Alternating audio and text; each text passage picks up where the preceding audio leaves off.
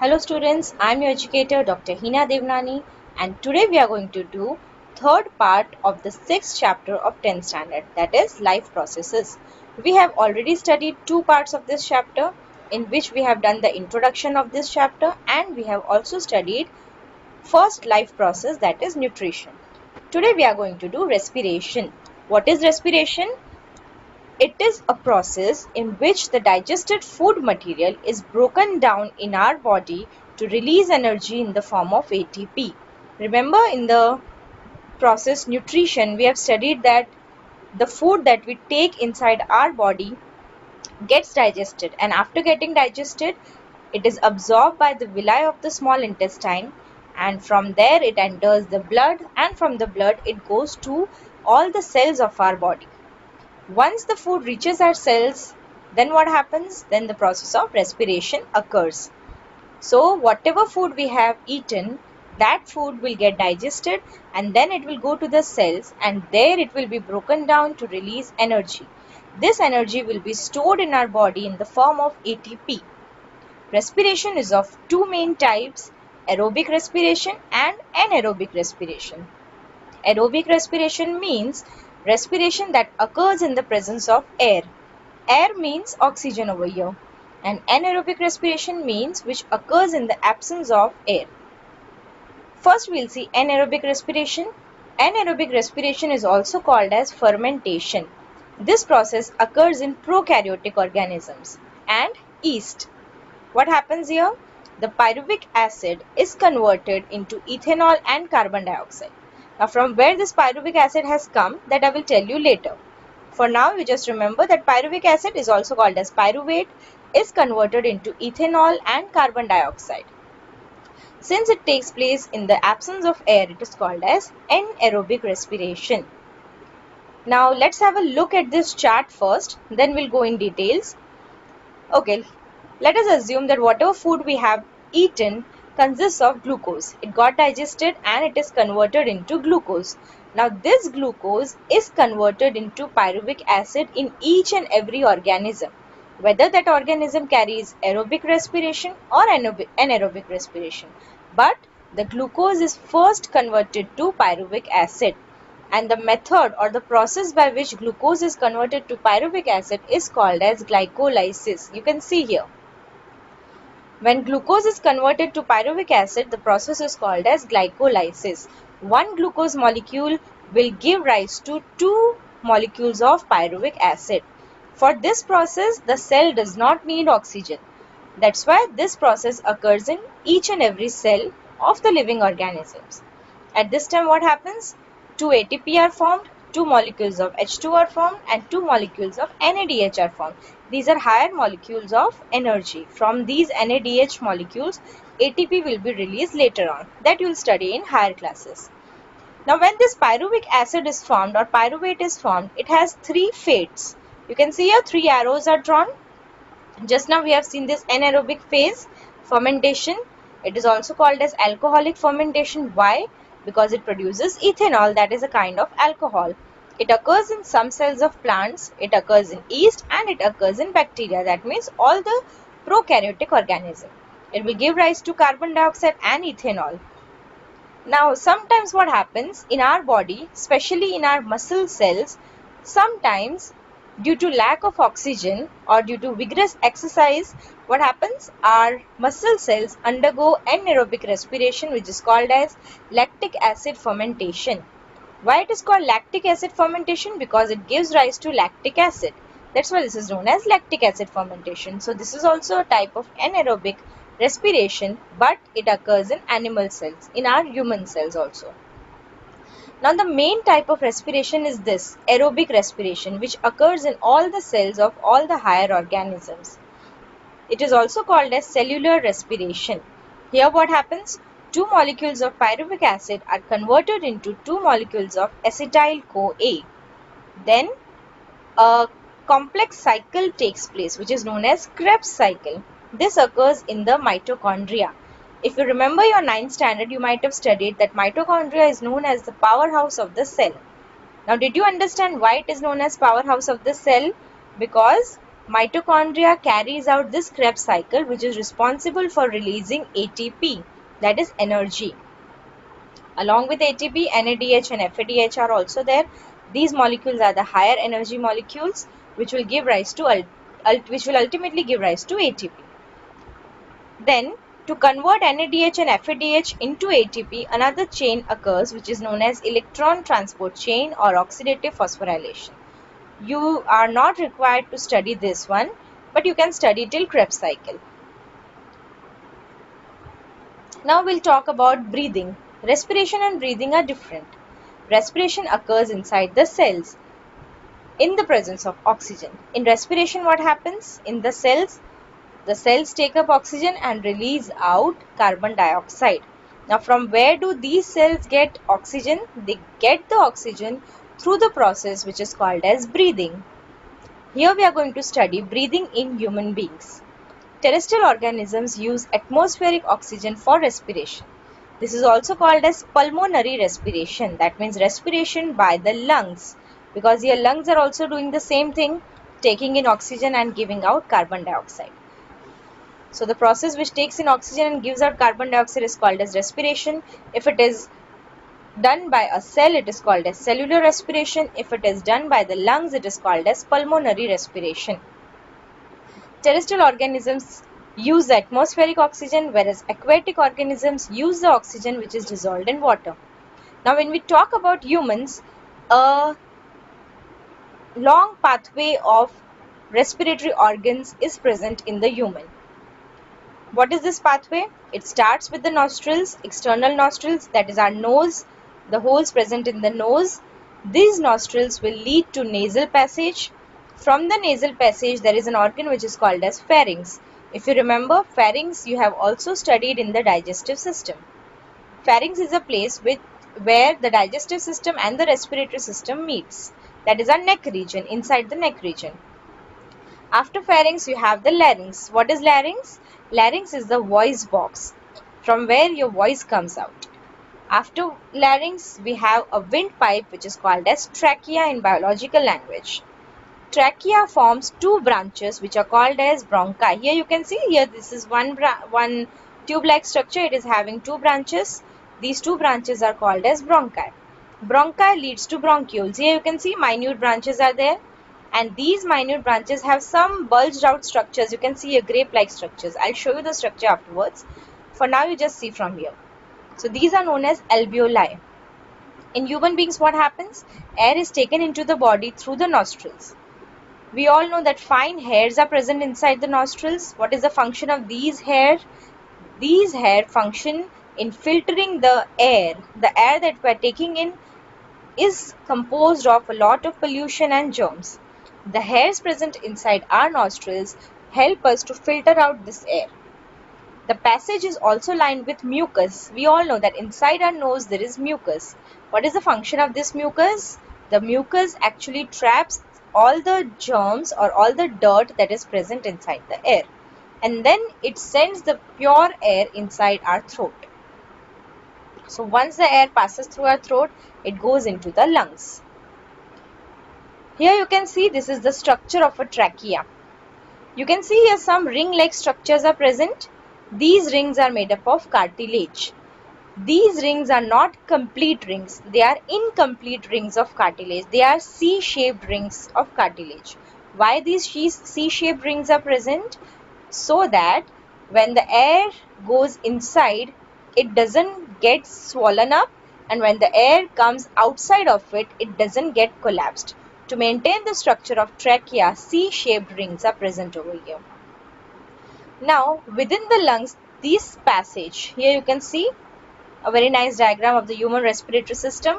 This is the trachea. Within the lungs, what happens? It gets divided into smaller and smaller tubes, and they finally terminate into a balloon-like structure. Here you can see this is the balloon-like structure. Small balloons or grapes-like structures are present. These are called as alveoli. What is the function of alveoli? They are richly supplied with blood, and it is the exact place where the exchange of gases takes place. What happens here? From the alveoli, the oxygen will enter the blood capillaries, and from the blood capillaries, the carbon dioxide will enter into the alveoli.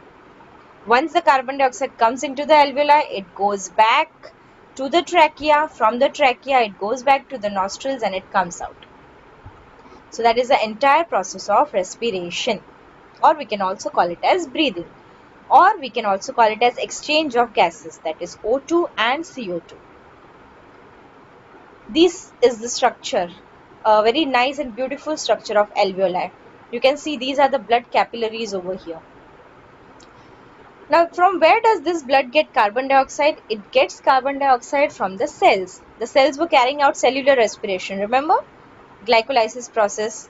So, when the cells carry out respiration, cellular respiration, they form carbon dioxide, and this carbon dioxide enters into the blood. From blood, they go into the alveoli, and from alveoli, they go out of the body. During breathing cycle, when air is taken in and let out, the lungs always contain a residual volume of air so that there is sufficient time for oxygen to be absorbed and for the carbon dioxide to be released. Once we take in the air, some amount of air will remain inside our lungs and the rest will come out. Why that some amount is there in the lungs? So that easily or sufficiently the oxygen can be dissolved in the blood. In humans, the respiratory pigment hemoglobin carries oxygen from the lungs to the different tissues of the body. We all know our blood is red in color. Why our blood is red in color? Because it consists of hemoglobin. What is the function of this hemoglobin? It is a respiratory pigment. That means it carries out oxygen during the process of respiration. It is the hemoglobin which actually binds the molecules of oxygen and it releases these molecules inside the cells.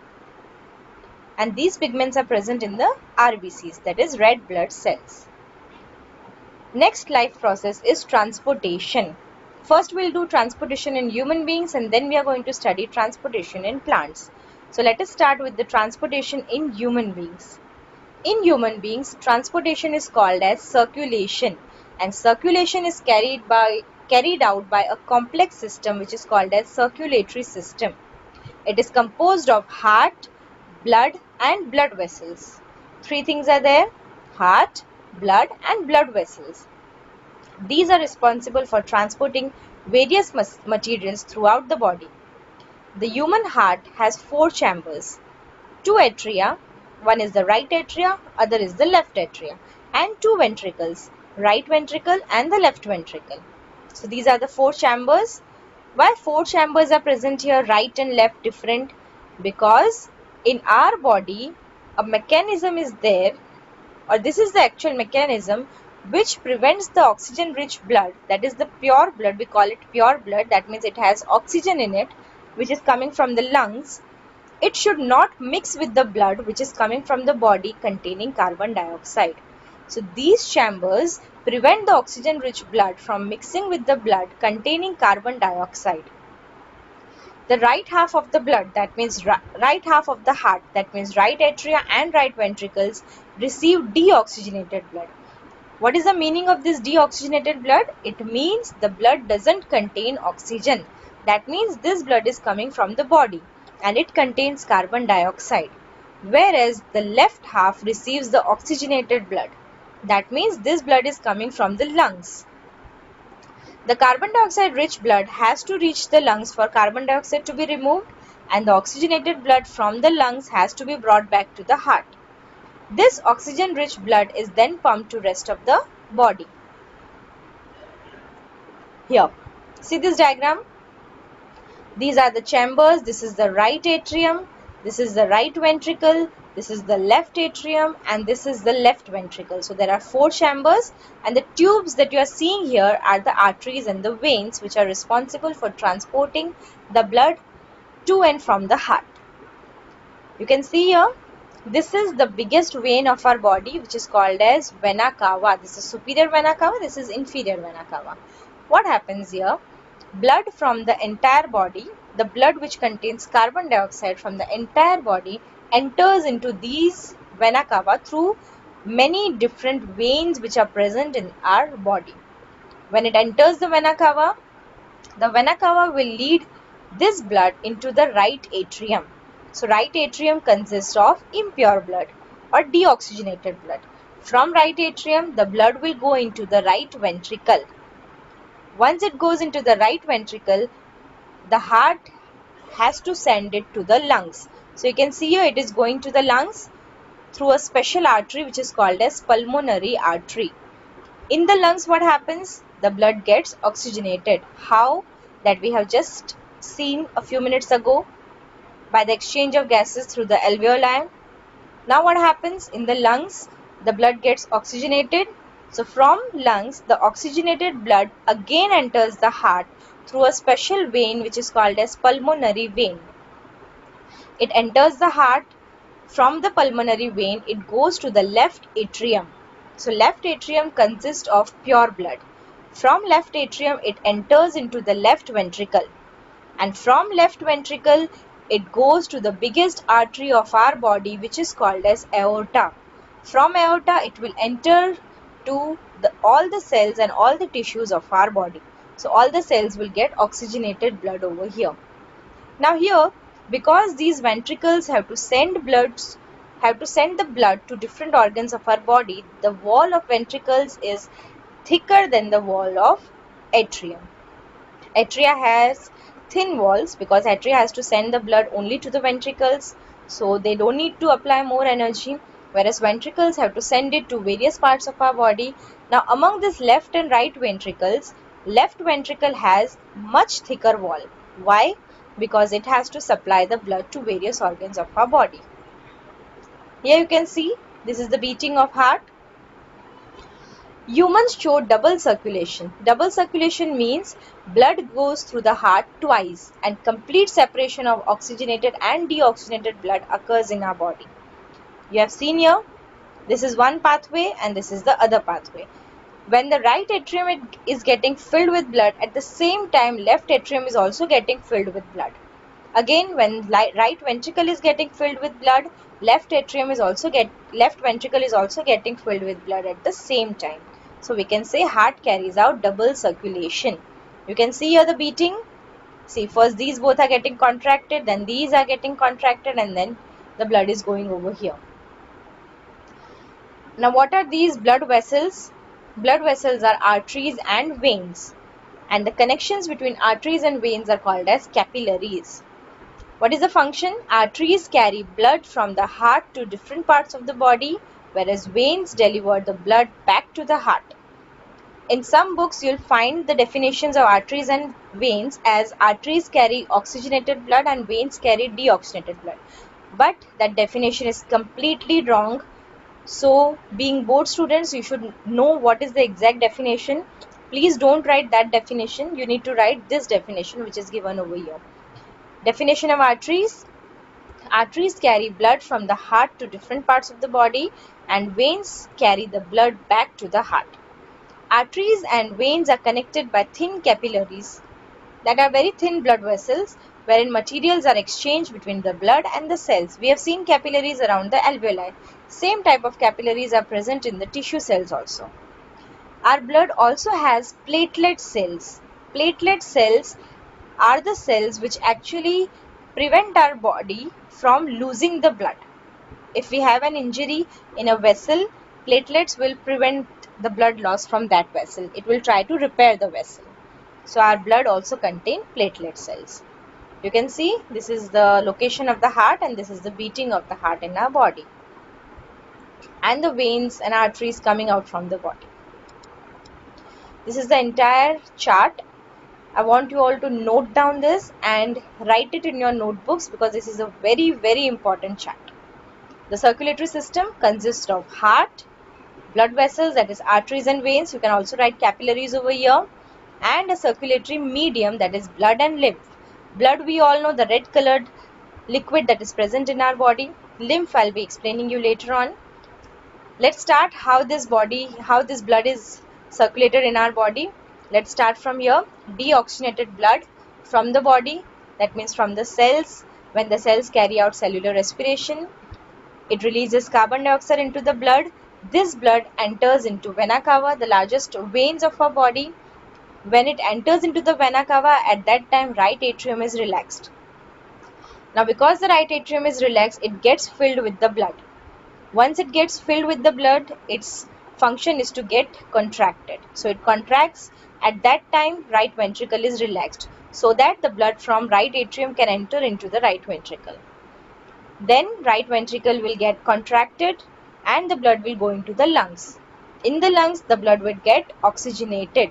This oxygenated blood will enter into the left atrium through pulmonary vein. Here there is pulmonary artery and here there is pulmonary vein. At that time, left atrium is relaxed. Now from the left atrium will contract now. So at this time, left ventricle will be relaxed. So the blood from left atrium will enter into the left ventricle. Now the left ventricle will contract and it will send the blood to all the body parts via aorta, that is the largest artery. In exam, if you write this chart, you'll get complete marks in this answer. Now let's talk about lymph. Lymph is also involved in transportation. It is similar to the plasma of blood, but it is colorless and it contains less proteins as compared to the plasma. It drains out into the lymphatic capillaries from the intercellular spaces. From where this lymph is formed, or from where this lymph is collected, from the intercellular spaces.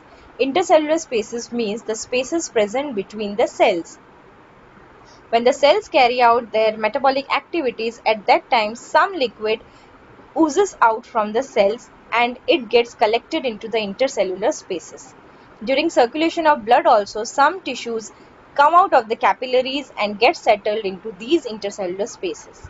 And this entire fluid is called as lymph. This lymph is collected by the lymphatic capillaries, and from lymphatic capillaries the lymph goes into the lymph vessels, and from lymph vessels it goes into larger veins of our body, and again it enters into the blood circulation. Another function of lymph is it carries digested and absorbed fat from the intestine. The fat molecules from the intestine are not absorbed by the blood vessels. So the lymph vessels absorb this fat from the intestine and drains the excess fluid from the extracellular space back into the blood. Here you can see these are cells, tissue cells. You can see these are the spaces. These spaces get filled with a fluid which is called as lymph fluid. And here these are lymph capillaries. From lymph capillaries also sometimes the fluid gets released. These are the blood capillaries. From blood capillaries also sometimes the fluid oozes out. This is a venule and this is an arteriole. Arteriole are the branches of arteries and venules are the branches of veins. Let's move to transportation in plants now. Plant transport systems will move energy stores from leaves and raw materials from roots. Plant consists of two pathways. They are independently organized in some tubes which are called as conducting tubes. Which are these two pathways? These two pathways are xylem pathway and phloem pathway. First is the xylem pathway. What is the function of xylem pathway?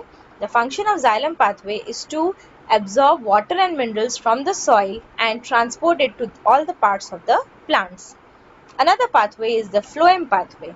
Phloem pathway transports all the food that is synthesized by the leaves by the process of photosynthesis, and this food material is transported to all the other parts of the plants. The components of xylem pathway are tracheids and vessels. They are present in roots, stems, leaves. They are interconnected. All these components are interconnected so that a continuous system is formed. Why a continuous system is formed? So that entire mineral and water content can reach all the parts of the plant. Just like the drainage system and the pipe system in our homes, at our houses. Here you can see this diagram. From here the water goes up into the stem, and here leaves, water and minerals from the soil. This is the xylem system and this is the phloem system here. The food made by the leaf, it is carried out to other parts of the plant. Now the transportation in plants occur by a very important process which is called as transpiration. First of all, let us study what is transpiration. Transpiration is the loss of water in the form of vapor from the aerial parts of the plant. Aerial parts means the parts which are present in the air, not in the soil. Transpiration cannot be carried out with the help of roots.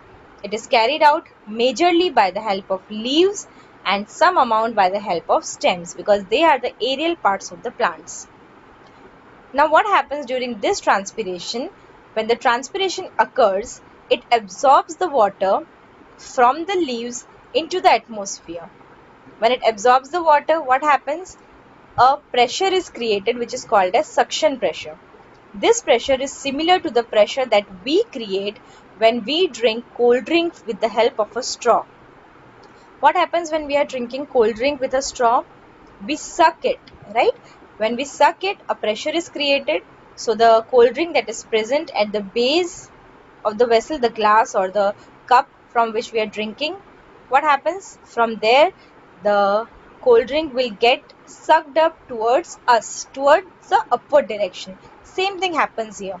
Transpiration is a kind of suction pressure which is responsible for taking the water in the opposite direction of the gravitational force. Now transpiration occurs always, so there is a steady movement of water from the root xylem to all the parts of the plant. Thus, it helps in absorption and upward movement of water and minerals dissolved in it from the roots to the leaves.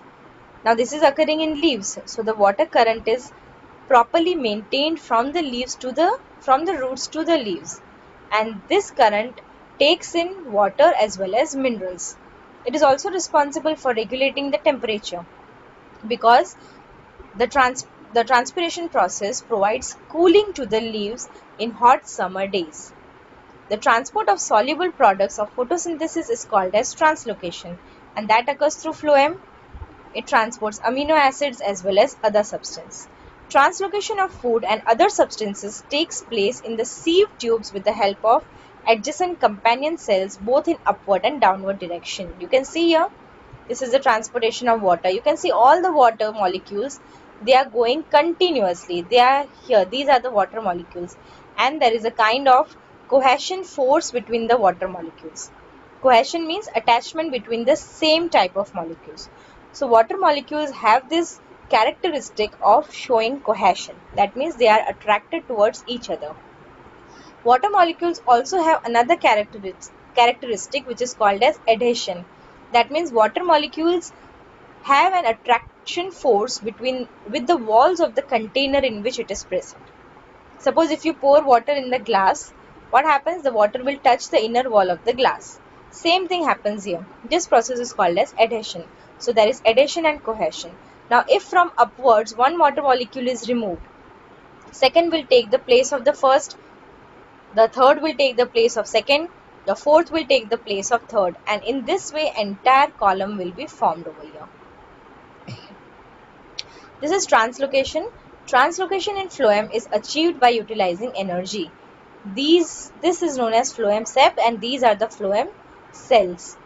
Phloem consists of some salts, sucrose. Sucrose is the food material that is produced by the help of photosynthesis, water molecules, active transport, that is transport with the help of energy. Here the transportation will occur with the help of energy, and energy is in the form of ATP. So we can say materials like sucrose are transferred into the phloem tissue using energy from ATP. Because of this, what happens? Osmotic pressure of the tissues increase, and once the osmotic pressure increase, the neighboring xylem cells has water, so it will cause that water to move inside the phloem cells. Now what happens? Because of this atmospheric pressure and the pressure due to the water, the phloem will tell the material, or it will allow the material to move in the front or move in the next direction. For example, in the spring, sugar stored in root or stem tissue would be transported to the buds which need energy to grow. One more thing over here is, when there is a flow from the xylem, the flow of water from the xylem, it is unidirectional. That means from roots to the leaves. But the flow from the phloem occurs bidirectional. That means it can go from leaves to roots, and in need, like the example that is given here in the spring, it can also go from the roots to the leaves. In the roots, the food will be stored, and this stored food will be used up when needed. This diagram shows us the flow of substances through the phloem. These are the phloem vessels, these are the xylem vessels. Here you can see this is the leaf. Leaf produces food. This food goes into the companion cells, and from here it enters into the phloem elements, and then it goes into the companion cells and then enters into the root cells. Now inside the root cells it gets stored. It gets stored in the form of energy. Now if suppose there are any conditions where the plant is not able to do photosynthesis, the food from the root cells will go back and it will enter into the leaves. Now when this transportation occurs, at that time the water from the xylem vessels enter into the phloem vessels and create a pressure. Because of that pressure, the food materials move down. So this is the entire process of transportation in plants. Let's move to another process, which is excretion. What is the meaning of excretion? Excretion means removal of all the harmful metabolic nitrogenous waste that are generated in our body. Let's talk about excretion in human beings. In human beings, the excretory organs consist of a pair of kidneys, a pair of ureters, the urinary bladder, and the urethra. This is the diagram. Here you can see these are the kidneys. Here you can see long tube-like structures. These are the ureters. Both the ureters combine and form the urinary bladder, and at the end there is the urethra. Urethra is the tube through which the urine goes out of the body. Kidneys are located in the abdomen, one on either side of the backbone. You can see here on either side, right and left. Urine is produced in the kidneys, and this urine passes through the ureters. It enters into the urinary bladder. Inside the urinary bladder, it is stored for a while. When the urinary bladder gets filled, it is released through the urethra. Now, how does this kidney produces this urine? It produces urine by filtering the blood. In our blood, metabolic nitrogenous wastes are produced, and these wastes get filtered into our kidneys. Inside the kidneys, there are basic units, or we can call it the structural and functional units, which are called as nephrons. These nephrons are responsible for carrying out the filtration process. Some substances in the initial filtrate, such as glucose, amino acids, salts, and major amount of water, are selectively reabsorbed as the urine flows along the tube. Here, this is the entire structure, internal structure of kidney, and this is the TS of a kidney, the transverse section of a kidney. It shows some pyramid-like structures over here. These are called as the pyramids of kidney. It consists of the area which is called as renal medulla. The outer area is called as the renal cortex. Here this is the ureter. This is the renal vein, renal artery. Now let us take a magnified view of this area. It consists of the structural and functional units of our kidney, which are called as the nephrons. This is the entire structure of nephron. It is also given in your textbook. See what happens here. This is the renal artery. From the renal artery, the blood will enter into the kidneys. Now what happens? This renal artery gets divided and forms several arterioles, and it forms a tuft over here. And then these are converted into small and minute capillaries. So this is called as tuft of capillaries, which can be termed as glomerulus.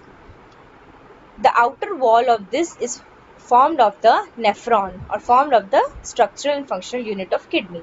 This is called as Bowman's capsule. Blood enters here. Now because it is present in the form of a tuft, it creates a lot of pressure over here. Because of the pressure, the blood gets filtered. Once the blood gets filtered, the filtrate is then transported through this entire tube till the collecting duct. Now what happens? Why the blood is transported through this entire long tube? So that all the extra material like salts and water and some important materials like glucose, which are released into the filtrate, they can be reabsorbed by the blood. You can see blood capillaries have totally covered this nephron. Why they are present here? To reabsorb all the materials which are important and which should not be released through the urine. When the urine reaches here, it is concentrated urine containing only the nitrogenous waste. So this is the entire working of a nephron. The amount of water reabsorbed depends on how much excess water there is in the body and how much of dissolved waste there is to be excreted. If there is a lot of water in your body, if you're drinking proper water, the water that is actually required by your body, then what happens? The urine will be diluted. And if there is a deficiency of water in our body, what the kidneys will do, it will try to reabsorb maximum water from the urine, and the urine will become concentrated. The urine forming in each kidney will then enter a long tube, which is the ureter, we have seen in the diagram. This connects the kidneys with the urinary bladder until the pressure of the expanded bladder leads to urge to pass it out through the urethra. The bladder is a muscular organ, so it is under the nervous control.